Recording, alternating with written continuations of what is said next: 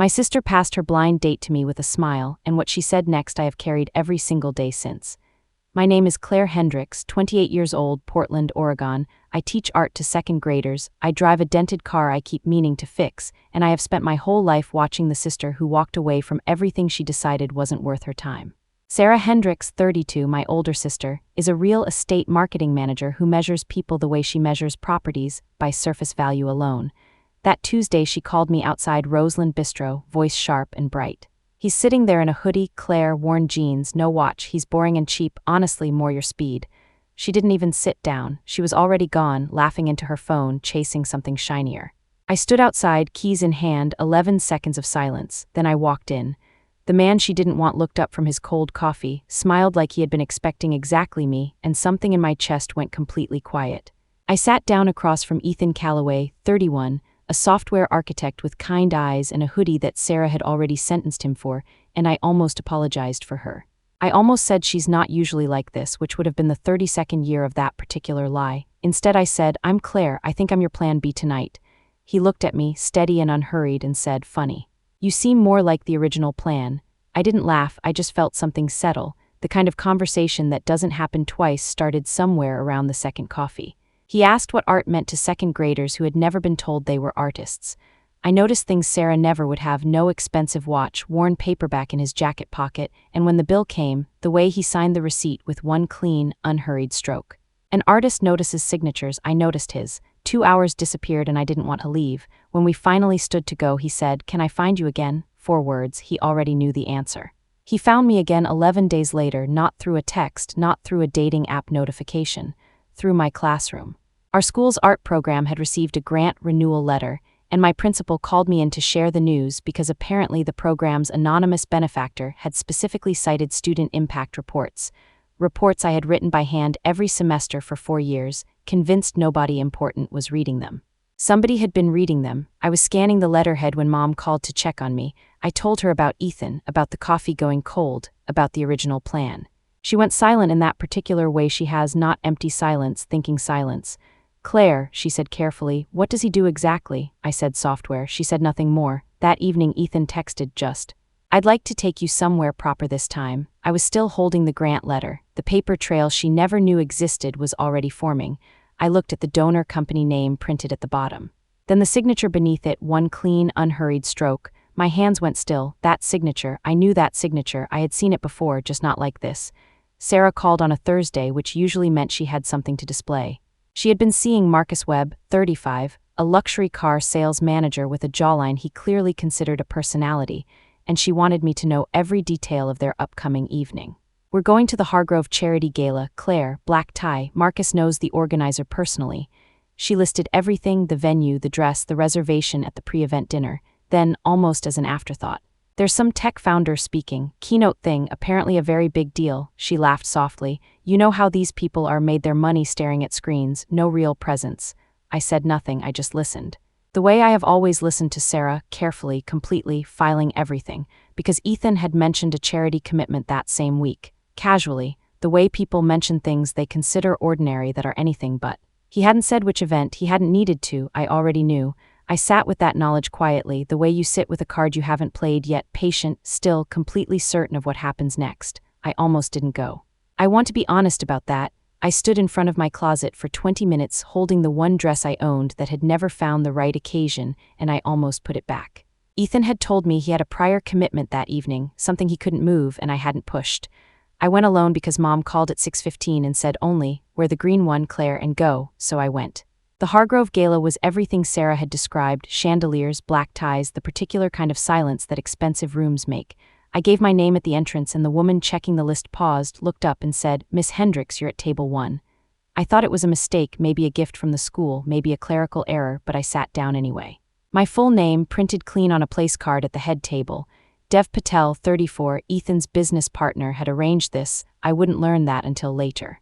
If you want to know what happened when the lights went down, stay with me, because this is the part nobody saw coming. The lights dimmed at exactly 8 o'clock, and the evening's host stepped to the podium to introduce the gala's chief benefactor, the man whose foundation had quietly funded 11 community programs across Portland over the past 4 years. Including, the host said carefully, an elementary school art program in the East Side District whose student impact reports were, quote, among the most compelling documentation of grassroots cultural investment this foundation had ever received. The room shifted. I felt it before I saw it, that particular electricity when a crowd realizes something large is happening. Then he walked out, dark jacket, no tie, the same unhurried walk.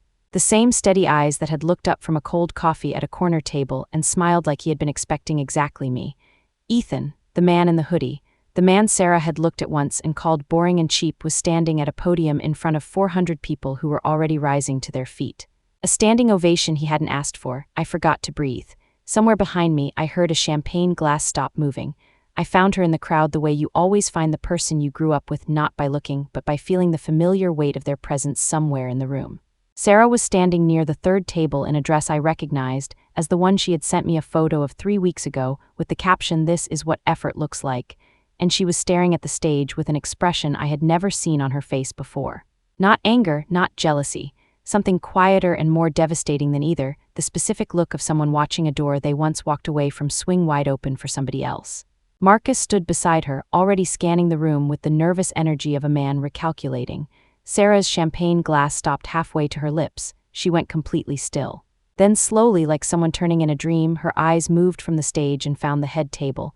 Found my place card, found me. Something crossed her face that I could not name and did not try to. She straightened, set her glass down, and began walking in my direction. She never reached me, because at that exact moment Ethan stepped back to the microphone for his closing remarks, and what he said next stopped every conversation in that room, including Sarah's feet on that marble floor. There is one person here tonight, he said, calm and unhurried the way he does everything, who has been doing the real work long before this foundation ever noticed. A teacher who writes 4 pages about every single student because she believes someone important is reading. He paused. Someone was. He said my name, not quietly, not privately, publicly, into the microphone. In front of 400 people who turned, all of them, a single slow wave to look at the woman sitting at table 1 with her hands folded in her lap and her eyes suddenly burning. I did not cry. My internal pain had lived so quietly for so long that having it publicly witnessed felt like something breaking open in the best possible way, like a window thrown open in a room that had been closed too long. The applause started before I could think. Dev was already smiling. Sarah reached Ethan near the edge of the stage during the reception. I watched from 12 feet away, close enough to see everything, far enough to say nothing. She had rebuilt her composure the way she always does, face arranged into something warm and familiar, like a door repainted after damage. Ethan, she said, bright and easy, I feel like there's been such a misunderstanding. That evening at Roseland, I had somewhere to be. It was terrible timing, and I've thought about it since. She touched her hair, smiled the smile that has always worked for Sarah. Ethan looked at her for a moment, the same steady, unhurried look he had given me across a corner table, and then he said, quietly and without any performance at all, I think Marcus is probably more your speed, Sarah. Flashy and available, he smiled, calm, not cruel, just precise, the way truth is precise when it has been waiting long enough. Sarah's mouth opened, nothing came out. She turned to find Marcus. Marcus was already gone, everyone saw it. Sarah called the next morning. I let it ring twice, not out of cruelty, just out of the calm that comes when you have stopped needing someone's approval to feel whole. She said things like, I didn't realize and you could have told me. I listened the way I always listened to Sarah, completely, quietly, filing everything. I had spent 28 years being the plan B in my own family. The moment I stopped trying to be anyone's plan A was the exact moment everything changed. Ethan and I had breakfast that Sunday, bad coffee, his worn paperback between us, and Mom called to say only, I'm glad you wore the green one. That was all. I used to think being overlooked was something wrong with me. Now I know it was something wrong with the way they were looking. If this story lived somewhere inside you, subscribe and stay. Quiet women with patient plans always have more to say. Tell me in the comments. Has someone ever underestimated you so completely it changed everything? She called him boring and cheap. He called my name into a microphone in front of 400 people. I never had to say a word.